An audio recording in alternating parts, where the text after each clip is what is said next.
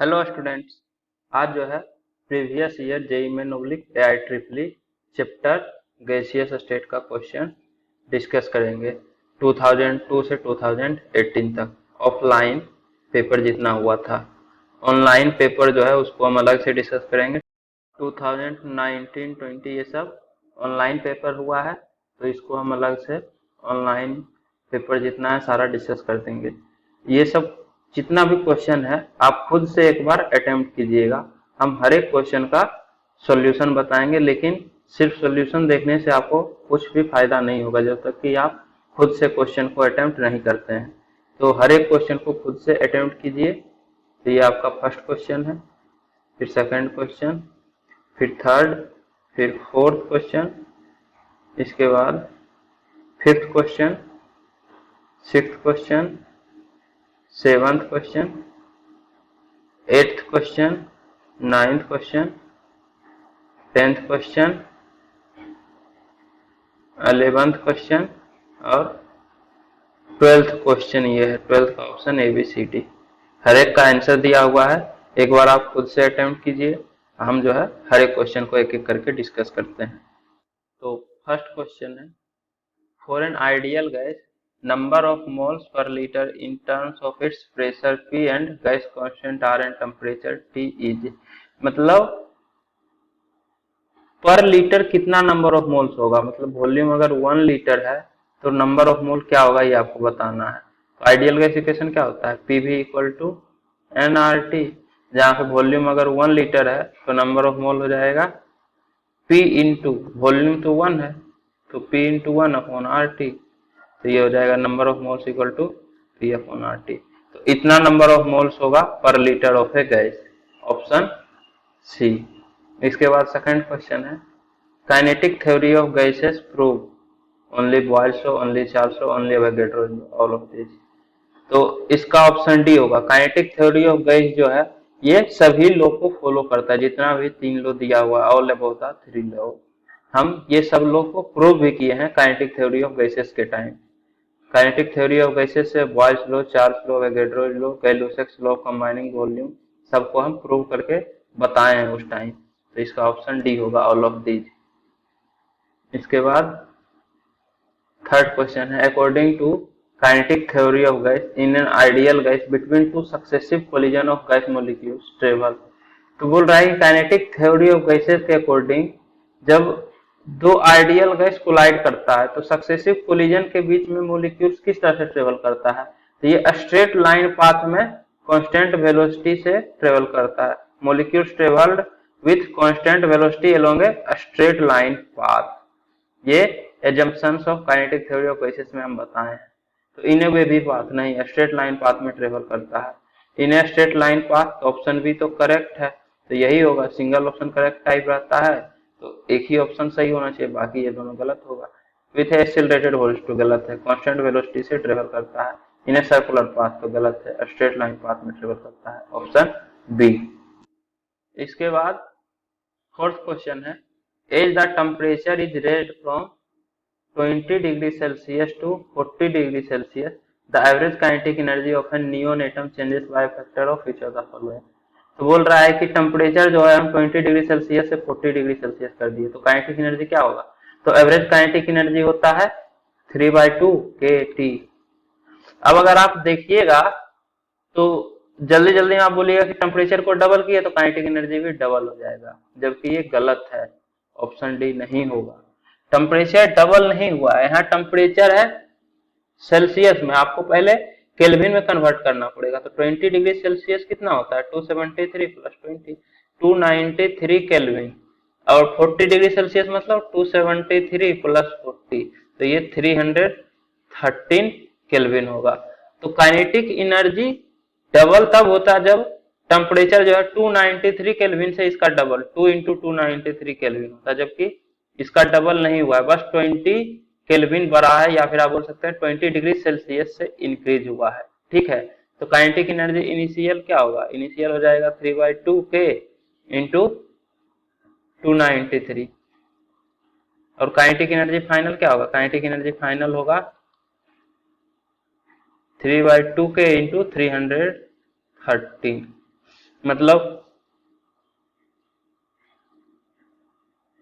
के को आप लिख सकते हैं kinetic energy initial into 2/3 upon 293। तो के को रख दीजिए, तो ये 3/2 इंटू के इक्वल टू हो जाएगा kinetic energy initial into 2/3 upon 293, और साथ में के बाद 313 है तो इंटू 313। 2 से 2 कैंसिल, 3 से 3 कैंसिल, तो ये होता है 313 अपॉन 293 काइनेटिक एनर्जी इनिशियल। तो फाइनल काइनेटिक एनर्जी जो है इतना टाइम से ज्यादा होगा इनिशियल काइनेटिक एनर्जी से, डबल नहीं होगा। तो इतना फैक्टर से काइनेटिक एनर्जी चेंज होगा जब आप टेम्परेचर को 20 डिग्री सेल्सियस से 40 डिग्री सेल्सियस चेंज करेंगे तब।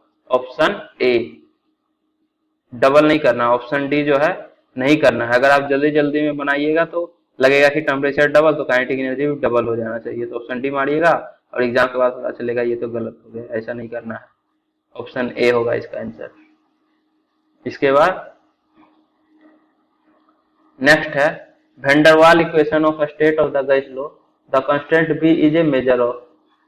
तो वेंडरवाल इक्वेशन में जो बी होता है ये क्या मेजर करता है? तो ये मेजर करता है आपका volume occupied by the molecules.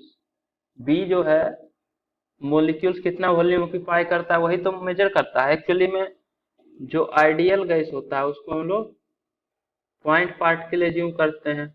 Point particle मतलब इसका वॉल्यूम नेग्लिजिबल होता है, इसलिए पूरा कंटेनर का जो वॉल्यूम होता है वही वॉल्यूम हो जाता है आइडियल गैस के केस में, क्योंकि volume occupied by ideal gas यही होगा। Actually PV equal to nRT में जो वॉल्यूम लिखते हैं, कितना वॉल्यूम में गैस जो है वो रेंडम मोशन करता है, तो पूरा वॉल्यूम अवेलेबल रहता है रेंडम मोशन के लिए, क्योंकि पार्टिकल का खुद का कोई वॉल्यूम है ही नहीं। लेकिन रियल गैस के केस में वैसा नहीं होता। रियल गैस के केस में मोलिक्यूल का भी कुछ वॉल्यूम है, तो ये इस वाले वॉल्यूम के कारण पूरा वॉल्यूम में तो ये ट्रेवल नहीं कर पाएगा। जब ये कॉर्नर पे आएगा तो सेंटर देखिए यहीं पे है, यहाँ पे टच नहीं कर सकता है, तो इस वाले वॉल्यूम को हमको माइनस करना पड़ता है, B minus V C T volume correction term में। तो यही है कि बी जो है volume occupied by the molecules को ही मेजर करने का वेंडरवाल कांस्टेंट है। तो ऑप्शन ए इसका करेक्ट है।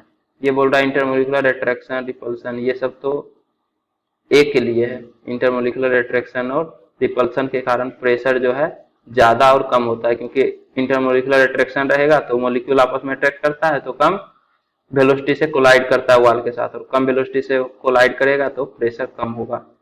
Intermolecular collision per unit volume, collision वगैरह ए पे ही डिपेंड करेगा। इसके बाद 6th question, which of the following statement is not true about the effect of an increase in temperature on the distribution of molecular speed in a gas। तो यहाँ note, इसको ध्यान रखिएगा, नोट के केस में बहुत ज्यादा चांस रहता है गलती होने का। एक्चुअली में क्या होता है कि ऑप्शन ए ऑप्शन बी एक दो ऑप्शन तक तो ध्यान रहेगा कि हाँ हमको फॉल्स बताना है। थर्ड ऑप्शन जैसे ट्रू आया ध्यान से हटा, ट्रू मार दे, फिर पता चला कि गलत हो गया, हमको नॉट ट्रू बताना था। ठीक है, तो ये ध्यान रखिएगा क्वेश्चन सोल्व करने में एग्जाम में हमेशा। तो मैक्सवेल डिस्ट्रीब्यूशन कर्व इस तरह से होता है। इसमें कौन कौन सा स्टेटमेंट ट्रू नहीं है, कौन कौन सा नहीं, मल्टीपल चॉइस थोड़ी ना होगा, कौन सा स्टेटमेंट ट्रू नहीं है। The area under the distribution curve remains the same as under the lower temperature. तो ये स्टेटमेंट तो सही है कि area under the distribution curve जो है कांस्टेंट ही रहेगा, मतलब लोअर टेम्परेचर में जो एरिया है वही एरिया हायर टेम्परेचर में भी रहेगा, क्योंकि एरिया जो है फ्रैक्शन ऑफ मोलिक्यूल को बताता है। जैसे आपके पास एक कंटेनर है, इसमें टोटल जितना मोलिक्यूल रहेगा उतना ही मोलिक्यूल टेम्परेचर को इंक्रीज करिएगा तब भी रहेगा, मतलब फ्रैक्शन तो एज इट इज रहेगा। टोटल फ्रैक्शन तो 1 के बराबर ही रहेगा, मतलब पहले अगर 10 मोलिक्यूल था तो बाद में भी 10 मोलिक्यूल ही रहेगा, तो टोटल फ्रैक्शन 1 के इक्वल ही रहेगा, मतलब एरिया में चेंज नहीं आएगा टेम्परेचर को इंक्रीज करने से। The distribution curves become broader, तो टेम्परेचर इंक्रीज करने से डिस्ट्रीब्यूशन कर्व ब्रॉडर हो जाता है। हाँ, ये इस तरह से शिफ्ट होता है टेम्परेचर इंक्रीज करने से। तो ऑप्शन बी भी करेक्ट है। ये सब हम मैक्सवेल डिस्ट्रीब्यूशन कर्व के टाइम बता चुके हैं कि कर्व जो है ब्रॉडर हो जाता है। The fraction of the molecule with the most probable speed increases, तो जब टेम्परेचर इंक्रीज करते हैं तो इस तरह से ग्राफ जो है ब्रॉडर होता है।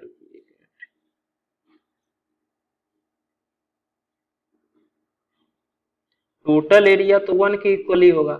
अगर ब्रॉडर हो रहा है तो मोस्ट प्रोबेबल स्पीड ज्यादा होगा, ना कि fraction of molecule having most probable speed ज्यादा होगा। देखिए टेम्परेचर इंक्रीज कीजिए तो ग्राफ ब्रॉडर हो गया, ग्राफ ब्रॉडर हुआ तो यू जो है यहाँ पे मोस्ट प्रोबेबल स्पीड ये वाला है, तो इसमें फ्रैक्शन ज्यादा है, मतलब फ्रैक्शन इंक्रीज नहीं होता है, स्पीड इंक्रीज होता है, मतलब मोस्ट प्रोबेबल स्पीड का वैल्यू बढ़ेगा, ना कि जो molecule number of molecule having most probable speed decrease करेगा। कहने का मतलब पहले अगर 10 में से 5 मॉलिक्यूल का स्पीड जो है मोस्ट प्रोबेबल स्पीड के इक्वल था, तो टेम्परेचर इंक्रीज करने के बाद हो सकता है 4 या 3 ही मॉलिक्यूल जो है जिसका की स्पीड मोस्ट प्रोबेबल स्पीड के बराबर हो, मतलब फ्रैक्शन ऑफ मॉलिक्यूल डिक्रीज हो गया। पहले जो है 10 में 5 था, मतलब 1/2 फ्रैक्शन ऑफ मॉलिक्यूल का स्पीड जो है मोस्ट प्रोबेबल स्पीड के बराबर था, लेकिन टेम्परेचर इंक्रीज करने से 4/10 या फिर आप बोल सकते हैं 3/10 फ्रैक्शन का ही स्पीड जो है मोस्ट प्रोबेबल स्पीड के बराबर है, मतलब फ्रैक्शन ऑफ मॉलिक्यूल डिक्रीज करेगा। यहाँ पे दे रहा है कि इंक्रीज करेगा, मतलब ये स्टेटमेंट गलत है। यही तो पूछ रहा है कि गलत स्टेटमेंट रहना चाहिए, नॉट ट्रू, तो ऑप्शन सी आपका आंसर होगा। स्टेटमेंट गलत है लेकिन आंसर यही होगा, तो ये यहाँ ध्यान रखना होता है नॉट ट्रू के केस में। The most probable speed increases, तो हाँ मोस्ट प्रोबेबल स्पीड तो इंक्रीज करेगा ही, क्योंकि मोस्ट प्रोबेबल स्पीड जो है स्क्वायर रूट ऑफ टेम्परेचर के डायरेक्टली प्रोपोर्शनल होता है, √2RT/m होता है फॉर्मूला। तो टेम्परेचर इंक्रीज करेगा तो मोस्ट प्रोबेबल स्पीड इंक्रीज करेगा, तो ऑप्शन डी करेक्ट है। करेक्ट है तो आंसर नहीं होगा। इसके बाद 7th question, if 10⁻⁻4 decimeter cube of water is introduced into a 1 decimeter cube flask at 300 Kelvin, how many moles of water are in the vapor phase when equilibrium is established?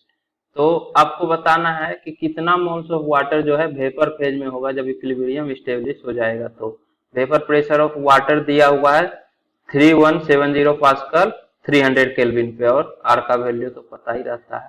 तो देखिए आपके पास 1 decimetre cube का flask है, 1 decimetre cube equal to 1 litre होता है, मतलब 1 litre volume का एक कंटेनर मान लीजिए, और उसमें 10⁻⁻4 डेसीमीटर क्यूब मतलब 10⁻⁻4 लीटर वाटर, मतलब लगभग एक ड्रॉप 10⁻⁻4 लीटर मतलब 1/1000, इतना लीटर इंटू 1000, इतना ml आप बोल सकते हैं, मतलब 0.1 ml वाटर हम लोग इस कंटेनर में डाले हैं, ठीक है, लिक्विड फॉर्म में। अब जो है वेपर प्रेशर मेंटेन करने के लिए कुछ वाटर जो है वेपर में चला जाएगा, तो वही हमको बताना है कि कितना नंबर ऑफ मोल जो है वाटर का वेपर फेज में होगा। तो number of mole equal to PV/RT होगा। हमको 3170 पास्कल प्रेशर मेंटेन करना, मतलब जो वेपर होना चाहिए उसका प्रेशर 3170 पास्कल होना चाहिए, जितना भी वाटर वेपर फेज में होगा उसके कारण। वॉल्यूम जो है पूरा कंटेनर का वॉल्यूम ऑक्यूपाई करेगा वेपर, तो वॉल्यूम 1 लीटर हो जाएगा, और टेम्परेचर 300 केल्विन है, तो नंबर ऑफ मोल होगा प्रेशर 3170 इंटू वॉल्यूम, सब कुछ SI यूनिट में लेते हैं, ठीक है, तो ये पास्कल होगा, आर का वैल्यू एज इट इज होगा, वॉल्यूम होगा SI यूनिट में 10⁻³ मीटर क्यूब, तो वॉल्यूम होगा 10⁻³ अपॉन आर 8.314 इंटू टेम्परेचर 300। जब आप इसको सोल्व कीजिएगा तो ये आएगा 1.27 इंटू 10⁻³ तो इतना मोल वाटर का जो है वेपर फेज में चला जाएगा। ऑप्शन डी 7 का आंसर डी होगा।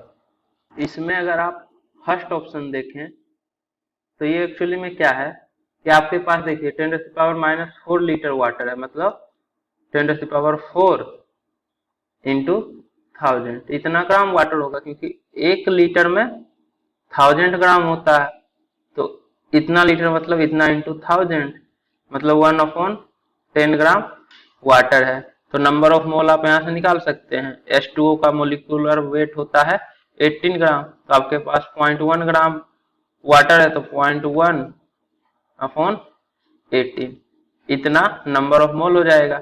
जब आप इसको सॉल्व कीजिएगा तो इसका वैल्यू आता है 5.56 इंटू 10⁻³ मोल। तो ये total number of mole water का इतना होगा 5.56 इंटू 10⁻³ जिसमें से कि 1.27 इंटू 10⁻³ मोल वेपर फेज में चला जाएगा और बाकी जो बचेगा वो लिक्विड फेज में रहेगा एज इट इज। तो यहाँ पे पूछ रहा है कि कितना वाटर का मोल वेपर फेज में जाएगा जब इक्विलिब्रियम स्टेब्लिश होगा, टोटल मोल नहीं पूछ रहा है, मतलब ऑप्शन ए नहीं होगा। तो ये सब थोड़ा सा ध्यान दीजिए, क्वेश्चन गलत करवाने के लिए पहला ऑप्शन ये दिया रहता है कि आप इससे डायरेक्ट निकालिए और ऑप्शन ए मार के आगे बढ़ जाइए, बाद में पता चलेगा कि गलत हो गया आंसर। इसके बाद 8th क्वेश्चन है, A and B are van der Waals constant for gases, chlorine is more easily liquefied than ethane because. तो बोल रहा है कि ए और B van der Waals constant है गैसेस का, उसमें क्लोरीन जो है इजिली लिक्विफाई हो रहा है इथेन से। क्यों क्लोरीन इजिली लिक्विफाई हो रहा है? मतलब क्लोरीन में इंटरमोलिकुलर अट्रैक्शन फोर्स ज्यादा है एज कंपेयर टू इथेन, और इंटरमोलिकुलर फोर्स दो क्लोरीन एटम का ज्यादा है, मतलब एक क्लोरीन का ज्यादा होगा A4Cl2 ग्रेटर देन A4C2H6। इसके बाद बी के बारे में कंपैरिजन करना है, तो बी जो है साइज से डिपेंड करता है, तो साइज Cl2 और C2H6 में C2H6 का ज्यादा है, मतलब B ऑफ C2H6 ज्यादा होगा B ऑफ Cl2 से। तो B का वैल्यू तो इथेन का ज्यादा होना चाहिए और A Cl2 का ज्यादा होगा। A and B for Cl2 greater than, गलत, सिर्फ A ज्यादा होगा Cl2 का। A and B for Cl2 दोनों किसी का ज्यादा नहीं है। A for Cl2 less than, नहीं, A जो है क्लोरीन का ज्यादा होगा एज कंपेयर टू C2H6, तो ये भी गलत है। Option D, A for Cl2 greater than A for C2H6 but B for Cl2 less than B for C2H6। तो A जो है Cl2 का ज्यादा है और B C2H6 का ज्यादा है, तो ऑप्शन डी करेक्ट है। इसके बाद next, the compressibility factor for a real gas at high pressure is. तो हाई प्रेशर पे जेड जो है हमेशा ग्रेटर देन 1 होता है और जेड का फॉर्मूला होता है Z equal to 1 plus PB upon RT. Actually में ये होता है P plus A upon V M square into V minus B equal to R T. अब हाई प्रेशर पे आप A upon V M square को नेग्लेक्ट कर सकते हैं क्योंकि प्रेशर ही इतना ज्यादा है कि उसके कंपेरिजन में ए तो बहुत ही कम हो जाएगा, ए का वैल्यू बहुत कम है, तो इसको आप नेग्लेक्ट कर सकते हैं। तो P into V minus B V M minus B equal to R T, तो यहाँ से P V M minus P B equal to R T, तो P V M upon R T minus P V upon R T equal to 1 होगा, तो P V M upon R T equal to हो जाएगा 1 plus P B upon R T, और यही तो Z होता है, Z equal to 1 plus P B upon R T. तो जेड ग्रेटर देन 1 और ये 1 plus P B upon R T के इक्वल होता है, ऑप्शन सी। ऑप्शन ए में भी अगर देखें तो ये भी ग्रेटर देन 1 है, लेकिन यहाँ उल्टा कर दिया है, R T upon P B कर दिया है, तो ध्यान दीजिए गलत हो जाएगा। थोड़ा सा आपको डेरिवेशन ध्यान होना चाहिए। इसके बाद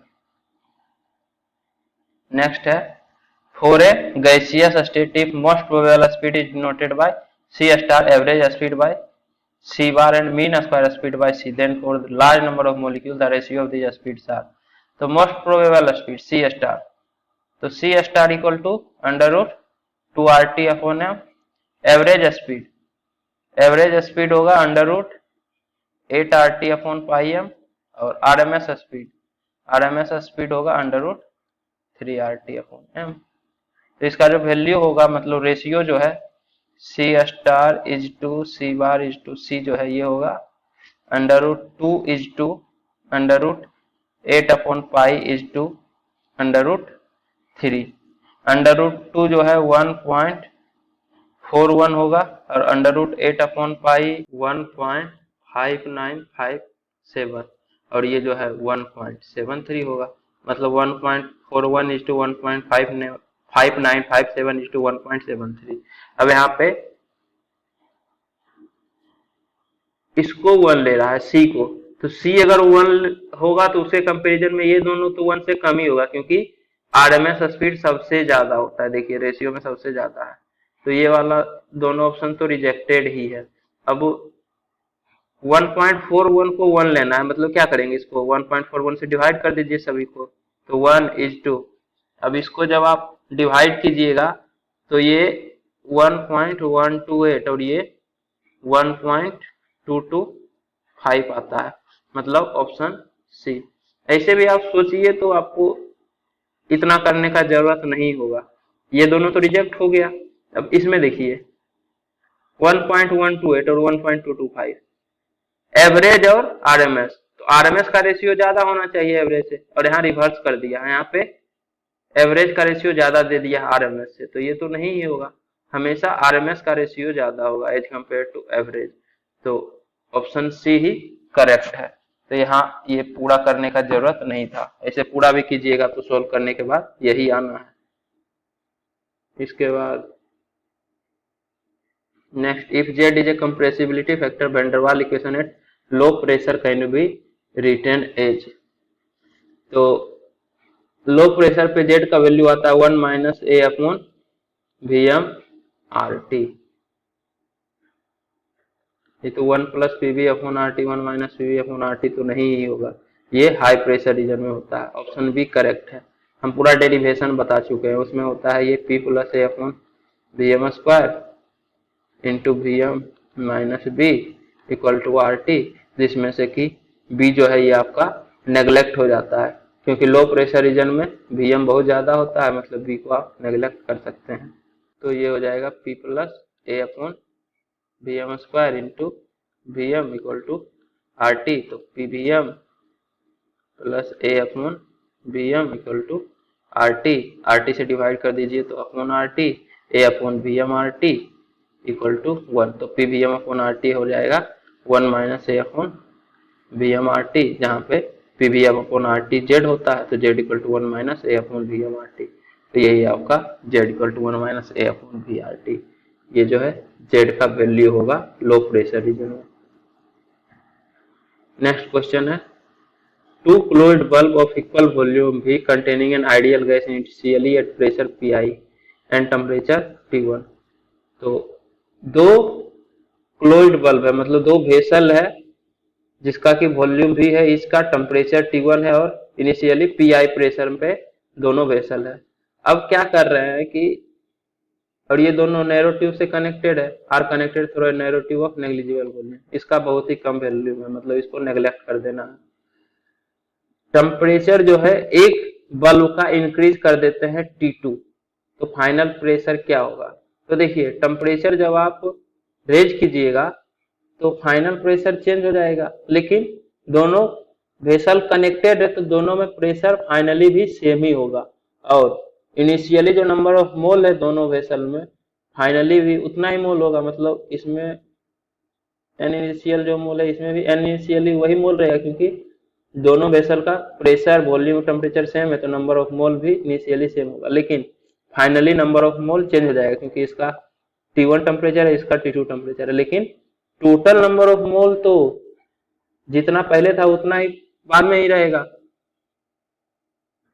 तो total number of mole initially total कितना नंबर ऑफ मोल होगा, इस वाले कंटेनर में होगा P initial V upon R T, इस वाले कंटेनर में भी होगा P initial V upon R T, तो टोटल मोल इनिशियल हो जाएगा 2P initial V upon R T equal to, इस वाले कंटेनर में कितना मोल होगा, P final V upon R T1, यहाँ पे T1 लिख दीजिए, ये टेम्परेचर जो है T1 है, P final V upon R T1, और इसमें होगा P final V upon R T2, तो फाइनली दिस प्लस दिस इतना नंबर ऑफ मोल होगा, P final V upon R T1 plus P final V upon R T2। तो यहाँ से R cancel out हो गया, V कैंसिल आउट हो गया, तो आपके पास आ रहा है 2P initial upon T1 equal to P final upon T1 plus P final upon T2। इसको आप लिख सकते हैं P final into 1 upon T1 plus 1 upon T2। जब आप सोल्व कीजिएगा तो ये आएगा T1 plus T2 upon T1 T2, तो T1 से T1 कैंसिल आउट हो जाएगा, तो P फाइनल इक्वल टू होगा 2 P initial T2 upon T1 plus T2। तो ये आंसर कहाँ पे है, 2 P initial T2 upon T1 plus T2, option A. तो यही आपका करेक्ट आंसर है, 2 P initial T2 upon T1 plus T2। यहाँ पे T1 से भी मल्टीप्लाई कर दिया, जबकि T1 से T1 कैंसिल आउट हो जाएगा, तो ये गलत है, ये भी गलत है। यहाँ T2 की जगह T1 लिख दिया, ये गलत है, ऑप्शन ए करेक्ट है। तो यहाँ पे प्रीवियस ईयर जेईई मेन का डिस्कशन कंप्लीट हो गया। उम्मीद करता हूँ कि आपको ये वीडियो पसंद आई होगी। यदि आपको ये वीडियो पसंद आई है तो इसे लाइक करें, कमेंट करें और अपने दोस्तों के बीच शेयर करना ना भूलें। Thank you.